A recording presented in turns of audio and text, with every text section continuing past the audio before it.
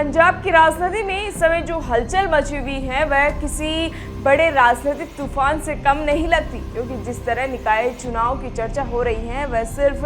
नगर निगम, नगर पालिका और नगर पंचायत के पार्षद चुनने का मामला नहीं है, बल्कि इसके पीछे 2027 के विधानसभा चुनाव की पूरी पटकथा लिखी भी जा रही है। यही वजह है कि हर राजनीतिक दल इसे सेमीफाइनल की तरह लड़ रहा है, मानो असली फाइनल अभी दूर नहीं है बल्कि बहुत करीब हो। 26 मई को होने वाले इन चुनावों में पंजाब के 105 स्थानीय निकायों, जिनमें से 8 नगर निगम, 76 नगर कौंसिल और 21 नगर पंचायत शामिल भी हैं, जिनकी वोटिंग 26 मई को होनी है और नतीजे 29 मई को घोषित भी किए जाएंगे। लेकिन इन नतीजों का असर सिर्फ इन निकायों तक सीमित नहीं रहेगा, बल्कि राज्य की लगभग 117 विधानसभा सीटों में से करीब 90 सीटों के राजनीतिक समीकरणों पर सीधा भी पड़ सकता है। यानी ये चुनाव छोटे स्तर का नहीं बल्कि बड़े राजनीतिक संकेत देने वाला चुनाव भी माना जा रहा है। असल में ये पूरा चुनावी माहौल एक तरफ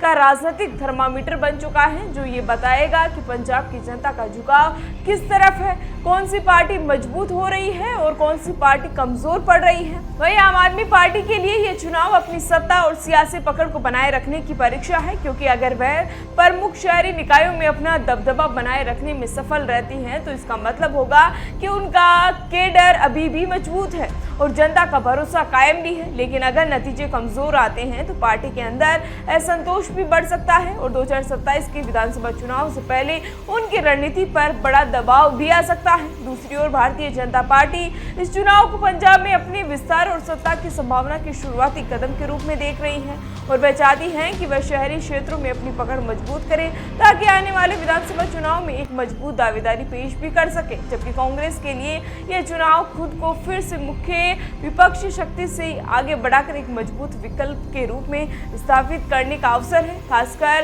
क्योंकि लोकसभा चुनाव में उसका प्रदर्शन कुछ हद तक उत्साह बढ़ाने वाला रहा और अब वह उस गति को स्थानीय निकाय चुनाव में बदलना भी चाहती है। वहीं श्रोमणी अकाली दल के लिए यह चुनाव अपनी पुरानी खोई हुई जमीन वापस पाने की लड़ाई जैसा भी है। इन सब के बीच सबसे बड़ी दिलचस्पी की बात है कि पंजाब के राजनीति में शहरी मतदाता जो इस चुनाव में निर्णायक भूमिका भी निभा सकते हैं और यही कारण है कि सभी दलों ने अपनी पूरी ताकत झोंक दी है, चाहे वह प्रचार हो, रणनीति हो या संगठनात्मक ढांचा। ये चुनाव इसलिए भी महत्वपूर्ण हो जाता है क्योंकि ये सिर्फ नगर निकायों का चुनाव नहीं बल्कि भविष्य की राजनीतिक हवा का संकेत देने वाला चुनाव है, जिसमें यह तय होगा कि 2027 की सत्ता की दौड़ में कौन आगे रहेगा और कौन पीछे रह जाएगा। कई विधानसभा क्षेत्रों में इन चुनावों का सीधा असर देखने को मिलेगा, क्योंकि स्थानीय मुद्दे जैसे विकास, पानी, सफाई, सड़कें और शहरी सुविधाएं सीधे जनता के वोट को प्रभावित करेंगे और यही छोटे मुद्दे बड़े राजनीतिक बदलाव की नींव भी रख सकते हैं।